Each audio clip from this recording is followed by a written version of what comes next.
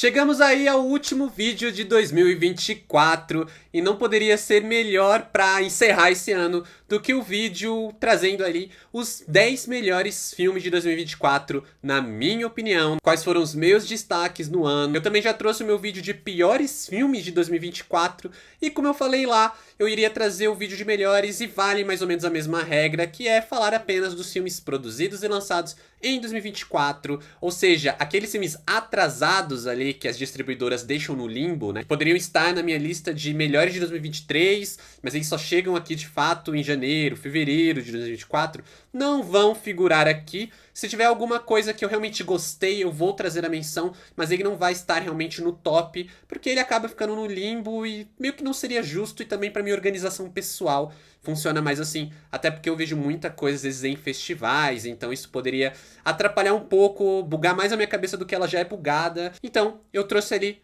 dentro da minha lógica, dentro da minha regra, os 10 melhores filmes de 2024, segundo a minha opinião. Também lembrando que tem muito filme de 2024, como eu falei do limbo de atrasados, tem muito filme de 2024 que só vai chegar no ano que vem, eu acabei não conseguindo assistir, como é o caso de Nosferatu, Conclave, e até alguns que chegaram nessa reta final, como o Gerado número 2, que é um filme que eu tô bem curioso, mas eu ainda não tive tempo de assistir. Poderiam figurar aqui na minha lista?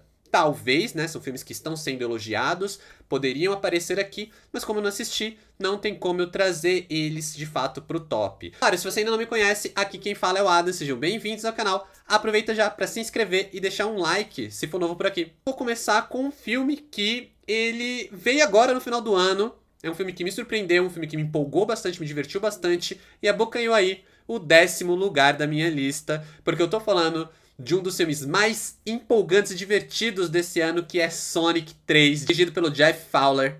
Filme aí que eu sei que talvez não figure na lista de melhores de muita gente. É um filme mais bobinho, é um filme mais infantil, mas não importa. Na minha opinião, eu me diverti bastante, eu achei épico. O filme aí, o terceiro filme da franquia do Sonic, conseguiu melhorar tudo que eles já tinham acertado nos outros dois filmes, conseguiu ser uma aula de como adaptar videogames. Tem um vídeo dedicado a Sonic que eu falei só de Sonic 3, onde eu fiz todos os elogios que eu poderia fazer pro filme. Mas é fato que esse filme do Sonic, trazendo esse embate Sonic Shadow, é o Shadow, cara, é o Shadow, velho. Tem, sabe, não tinha como a gente não se empolgar com esse filme. Mesmo assim, ele foi muito mais legal do que eu imaginei. Eu acho que o Jeff Fowler aí na direção e dirigiu os 3 filmes, ele realmente entendeu os grandes acertos que ele tinha, né, os grandes méritos que ele tinha em mãos, aproveitou isso ao máximo. Tem 2 vezes Jim Carrey, tem ali todos os personagens, né, do mundo do Sonic, direto dos games, Sonic, Knuckles, Tails, Shadow, todos eles com seus momentos para brilhar, os embates maravilhosos, o humor tá muito acertado, as cenas de ação grandiosas, enfim, um filme que me cativou demais. Eu acho super justo trazer ele pro top 10, mesmo aqui que no 10º lugar, mais do que merecido pra Sonic 3. Continuando em 9º lugar, mais um filme também que eu acho que ele foi muito pessoal pra mim, teve uma experiência muito pessoal, porque eu já era fã ali e eu consegui trazer um pouco desse amor que eu já tinha pro filme, mas que foi uma experiência que, pra mim, assim, melhor comédia do ano, me fez rir do começo ao fim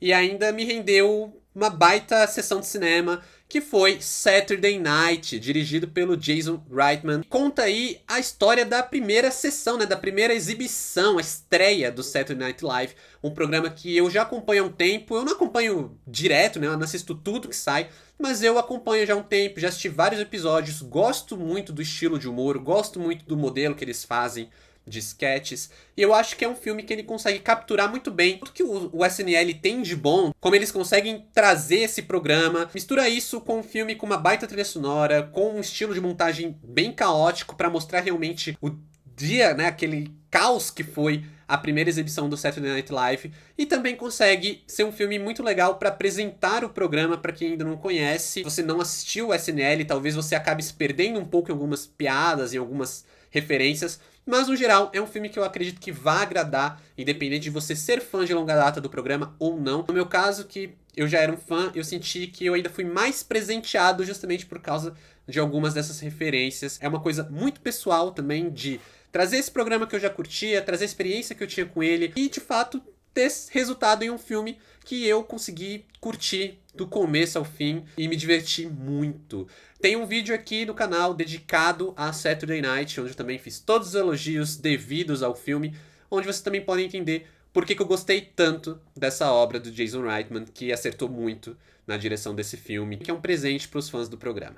Em oitavo lugar, o primeiro filme de terror da minha lista, mas não o último. Um filme que ele abocanhou ali o meu top 1 do ano por um tempinho. Realmente gostei da experiência dessa obra, é uma obra que tem uma questão assim muito legal de atmosfera, que eu acho que é algo muito importante para o cinema de horror, quando o diretor ele sabe criar uma atmosfera. E o Osgood Perkins, ele fez isso muito bem em Long Legs. Filme aí que traz o nosso queridíssimo Nicolas Cage atuando no máximo de seu estilo super particular, e onde tudo que ele faz, né, todas aquelas coisas que ele já é conhecido, todo o seu estilo de atuação, que é bem marcante para o bem ou para o mal, aqui surge de uma maneira subvertida, né? Todo o visual do Nicolas Cage tá diferentão, toda a forma como ele tá atuando, aquela atuação meio overacting, meio não, né? Totalmente overacting do Nicolas Cage, servindo pra ser a cereja do bolo de uma atmosfera muito bem construída para um filme de terror e sendo completamente, assim, sombrio. A presença de cena dele é completamente assustadora. E eu acho que Longlegs, ele acerta muito na brincadeira que ele faz ali com a questão meio do crime,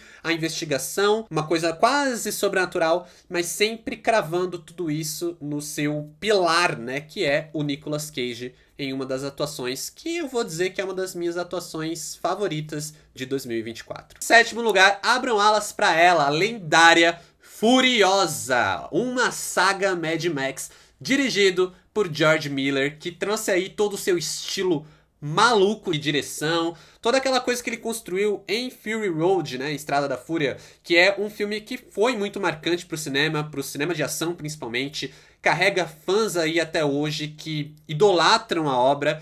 Ele vai e ele traz uma subvertida em um outro tipo de história que consegue encapsular toda essa loucura em uma ideia muito mais direcionada para contar a história de origem da personagem da Charlize Theron, aqui interpretada pela Anya Taylor-Joy, num filme muito mais fabulesco, quase bem fantasioso mesmo, assim, bem fantástico, e que particularmente me cativou o suficiente para eu sair do cinema pensando comigo que eu tinha gostado mais de Furiosa do que de Estrada da Fúria. Eu sei que são aspas fortes, mas é a minha opinião, eu me diverti mais. Eu acho que o final aqui, por exemplo, que foi algo muito divisivo, muita gente não curtiu tanto o final de Furiosa. Pra mim foi um baita final, acho que faz todo sentido pra essa história que ela tem esse ar mais de fábula, né? Esse ar mais de uma lenda. Afinal de contas, ele tá contando uma lenda da sua personagem que tem essa história quase duvidosa, meio fantasiosa demais, que é a Furiosa. Lembrando que Furiosa é apenas mais um filme dessa lista que tem um vídeo aqui no canal dedicado a falar apenas sobre ele. Em sexto lugar, também um filme que eu já vi nessa reta final do ano, mas que eu saí do cinema simplesmente apaixonado pelo filme, assim, pra mim foi uma baita experiência.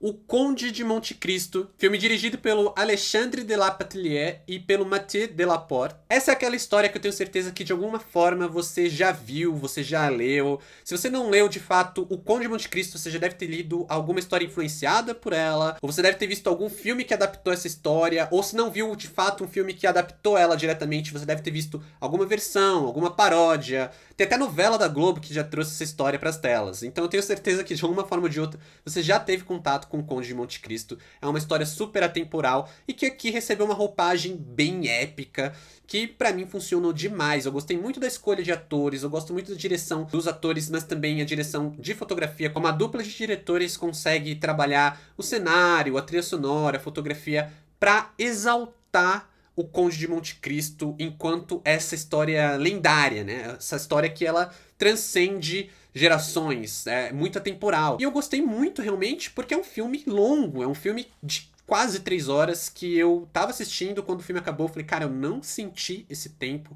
É um filme que me deixou, assim, muito fascinado do começo ao fim. E que quando terminou, eu sabia que eu tava cativado pela obra, então eu sabia que ela ia acabar figurando entre os meus favoritos do ano. O Conde de Monte Cristo ainda não tem vídeo aqui, mas ainda vou fazer um vídeo dedicado a ele. Então, se você ainda não for inscrito, já se inscreve agora, já ativa as notificações pra você não perder. Em quinto lugar, o primeiro filme brasileiro da minha lista, mas também não o último, foi um filme que eu vi durante a Mostra de São Paulo e que eu fiquei completamente fascinado. Eu acho que foi um dos filmes que eu mais dei risada esse ano. É um filme que ele tem um humor muito específico, ele tem uma coisa meio sádica, né? Aquele humor um pouco mais macabro, mas sem deixar de ser divertido, e com a direção do Fernando Coimbra, mesmo diretor de O Lobo Atrás da Porta, mas que aqui nesse novo filme, Os Enforcados, ele tá ainda melhor, ele tá ainda mais afiado. Eu gostei mais de Os Enforcados do que do Lobo Atrás da Porta. Os dois filmes trazem a Leandra Leal, que está incrível nesse filme, tá maravilhosa. Uma personagem também que ela é facilmente o pilar desse filme, né? Como ela sustenta a obra, pro trabalho do Irandir Santos, que consegue criar uma caricatura perfeita pro personagem dele, aquele personagem que é meio coitadinho, mas que tem sempre uma carta na manga e que tá ali meio que no limiar entre um poderoso chefão e o capacho da esposa interpretada pela Leandra Leal. Os Enforcados, ele tem um humor muito legal, ele tem uma forma muito maneira de trazer um lado que é pouco explorado no cinema brasileiro, né? A gente vê muita gente criticando o cinema brasileiro por, só fala de criminalidade. E esse filme, apesar de fazer isso também, de falar de criminalidade, ele faz isso olhando por um outro viés, que não necessariamente é tão explorado, mas que aqui ele é explorado com louvor, resultando em uma das obras mais fascinantes que eu assisti em 2024. Os Enforcados ele ainda não tem vídeo aqui no canal, mas eu vou trazer em breve. E eu vi ele na mostra, mas ele vai ter um lançamento comercial nos cinemas em 2025. Então fiquem ligados, porque é um filme que vale a pena assistir. Não percam Os Enforcados, de Fernando Coimbra. Em quarto lugar, um filme aí também que pra mim rendeu uma das experiências mais distintas que eu tive em uma sala de cinema. Talvez não apenas em 2024, mas na minha vida inteira. Eu realmente saí muito fascinado pelo que eu tinha assistido. É um filme que ele me impressionou visualmente, ele me impressionou pela questão sonora, pela trilha sonora, e que é um trabalho bastante envolvente do diretor Brad Corbett. Eu tô falando de O Brutalista. Filme aí que, se eu comentei do Conde de Monte Cristo que o filme tinha quase 3 horas, O Brutalista é ainda maior, ele tem quase 4 horas. Também é outro filme que eu fiquei tão envolvido que eu não vi o tempo passar. Ele é um filme que tem uma divisão no meio ali, que também é uma divisão que acaba sendo parte da história, né? Parte da narrativa. Mas é um filme que traz ali a história de um arquiteto judeu que fugiu da Europa pós-guerra e que aí ele vai enfrentando as dificuldades nos Estados Unidos. Mas o Brad Corbett, ele transforma essa biografia falsa em uma coisa tão envolvente, em um filme tão imponente, assim, que rende uma experiência tão única, que eu não consegui, se não ficar totalmente envolvido, totalmente fascinado pelo que eu estava assistindo. É um filme que traz diversos temas, eles se misturam de uma forma bem distinta e que, em cada aspecto possível da palavra, resultam em um filme grandioso. É uma baita obra que deve ter reconhecimento aí na temporada de premiações. Eu acredito que a gente vai ouvir bastante ainda sobre O Brutalista, e é um filme que, assim, eu tive a oportunidade de assistir, mal posso esperar para assistir novamente. Fiquei muito fascinado por esse trabalho, muito fascinado, por exemplo, pelas atuações. O Adrien Brody, aqui que é o protagonista, tá maravilhoso em tela. Eu acredito que eu preciso destacar novamente o Guy Pearce, que foi a atuação mais marcante para mim, foi uma grande surpresa esse ator, tanto a aparência dele, mas também a forma como ele trabalha a voz, como ele trabalha a postura. Então toda a atuação dele, a composição do personagem dele também foi muito interessante. O Brutalista, ele tem um vídeo aqui no canal já sobre ele, e também um detalhe um pouco mais de toda essa experiência, de tudo que eu curti no filme, e com certeza ele tá aqui merecidamente no meu quarto lugar. Vamos lá agora pro pódio. Daqui pra frente filmes assim que pra mim foram obras-primas, filmes que eu não moveria uma vírgula no roteiro, não mudaria absolutamente nada, e experiências que foram muito, muito distintas mesmo. São filmes assim muito marcantes do meu 2024, que foram centro de muitas conversas que eu tive com amigos, que muitas reflexões que eu tive, e 3 filmes também que já tem um vídeo aqui no canal, então fique esperto se você quiser saber mais das minhas opiniões sobre os 3 filmes que virão a seguir. Procura os vídeos aqui no canal. Vamos lá, 3 filmes que, olha, obras-primas pra mim, tá? Na minha opinião, obras-primas. Começando pelo terceiro lugar, Ainda Estou Aqui, dirigido por Walter Salles. Um filme que simplesmente trouxe a minha atuação preferida de 2024, que é a atuação, sim, da Fernanda Torres, nossa Fernandinha, que tá ganhando o mundo. A gente ouve muito falar aí de premiações internacionais, né, Oscar, e que pelo menos no meu coração ela já ganhou, porque é realmente a atuação mais forte, mais complexa que eu vi em 2024. É um filme que fala sobre muitas coisas, é um filme que ele é incrivelmente brasileiro, incrivelmente necessário. Ele fala ali sobre perda, fala sobre luto, fala sobre a nossa memória e a nossa dificuldade enquanto país de lidar com memória, que é a memória da ditadura militar. É um filme que ele tá trazendo debates até agora, tá levantando conversas ainda hoje para ter uma noção da importância dessa obra para o nosso cinema. Isso, ao meu ver, demonstra o poder de cinema bem feito, né? Do poder de um filme tão impactante, tão bem dirigido, tão relevante realmente para nós enquanto brasileiros. Também enquanto reconhecimento da arte nesse papel de registro, né? A importância que a arte tem para trazer os registros, para deixar isso na nossa memória, para ser revisitado e para levantar essas discussões. Ainda estou aqui, é a minha medalha de bronze, é sem dúvida nenhuma um dos meus filmes brasileiros favoritos do meu ano e com certeza um dos meus filmes brasileiros, acho que da vida. Eu realmente saí muito impactado e é um filme que é difícil, mas eu quero revisitá-lo porque é muito maravilhoso. Mesmo quando difícil assim da gente contemplar todo o significado que ele tem e toda a história que ele carrega. Em segundo lugar, A Nora, de Sean Baker. Esse filme aí que traz a Cinderela desconstruída do Sean Baker, um diretor que eu já gostava muito por causa de Projeto Flórida, e que ele trouxe a Michael Madsen, também uma das melhores atuações de 2024, numa história completamente caótica que brinca de desmistificar parte ali do sonho americano. É um filme que do começo ao fim me deixou super fascinado, ele é caótico, por vezes ele é brutal, traz ali momentos mais humorados, mas também é um filme que sabe ser doloroso quando precisa, principalmente ali quando ele traz um certo choque de realidade. Um filme que vai falar do sonho, mas ele não tá muito interessado no deslumbramento desse sonho, e sim na desconstrução disso, ou talvez até na destruição disso, né, da destruição desse sentimento positivo que por vezes a Nora consegue causar. É uma quase comédia de erros que consegue fazer rir, fazer chorar. Particularmente eu tava encantado com a obra, assim, eu tava super envolvido, mas os momentos finais, a cena final, foi ali onde o Sean Baker ele conseguiu me destruir, ele conseguiu me pegar e me deixar muito marcado. E não à toa que a Nora é um filme que ficou na minha cabeça, cresceu, né, enquanto eu pensava nele. Tô muito ansioso para rever. E é uma obra realmente muito marcante de 2024. Eu acho que fala muito sobre os Estados Unidos, fala muito sobre o sonho americano realmente, mas também muito sobre o choque de realidade que as pessoas sofrem quando elas estão ali buscando galgar uma cadeia social que é meio impossível às vezes de você conseguir subir. É o Sean Baker trazendo comentários mais ácidos em um tipo de cinema que é o que ele faz de melhor. E antes de eu ir pro primeiro lugar, eu quero fazer aqui algumas menções honrosas, filmes que acabaram não figurando no meu top, mas que eu acho que valem muita menção, começando ali pelos atrasados. Como eu falei lá no começo do vídeo, tem as atrasados, né, que ficam no limbo, eram de 2023, chegam atrasados, poderiam estar no meu top do ano passado, acabam não ficando, poderiam estar no top desse ano, mas eu não acho justos, mas que valem a menção.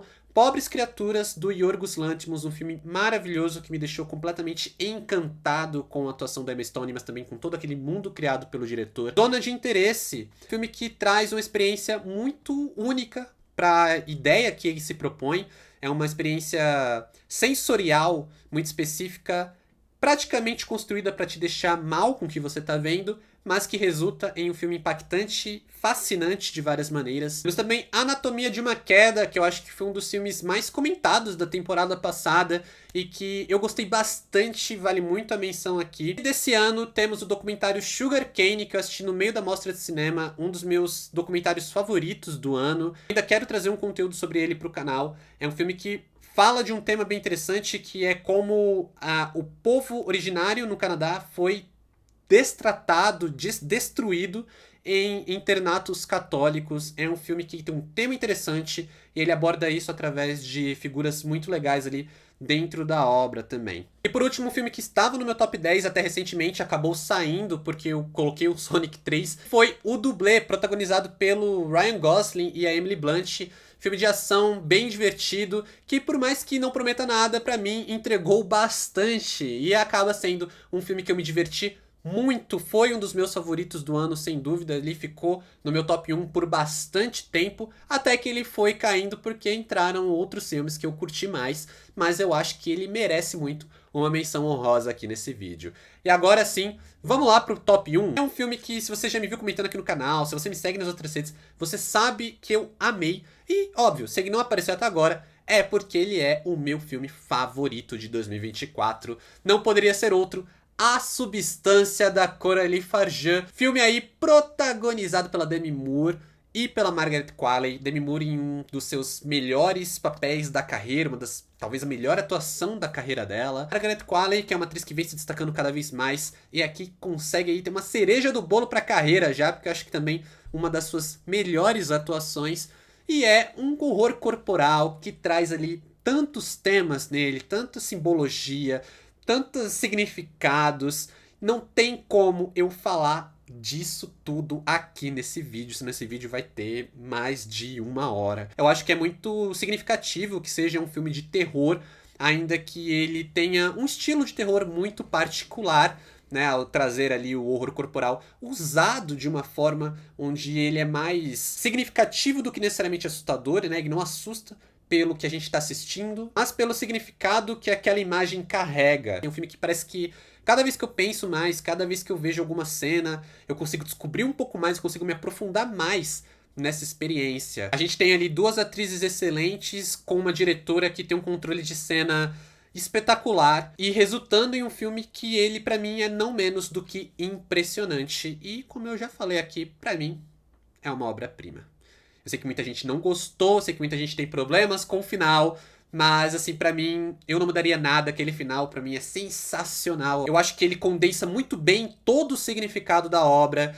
E é um filme que mexeu muito comigo. Eu acho que ele vai continuar ali crescendo por muito mais depois que eu já tiver gravado, postado esse vídeo. Eu vou continuar pensando em A Substância e esse filme vai continuar crescendo pra mim. Um baita trabalho da Coralie Farjan e, sem dúvidas nenhuma, meu filme favorito de 2024. E aí, o que você acha? Concorda com o meu ranking? Tem algum filme que você acha que faltou aqui eu mencionar? Comenta aqui embaixo qual foi seu favorito. Fica à vontade para deixar uma lista do seu top 10. Qual filme que você acha que deveria figurar nessa lista? Qual filme que você não curtiu tanto, que tá na minha lista? Fica à vontade para comentar. Eu vou ler todos os comentários que vocês deixarem aqui. Mas muito obrigado por assistirem até aqui. Também muito obrigado por me acompanharem.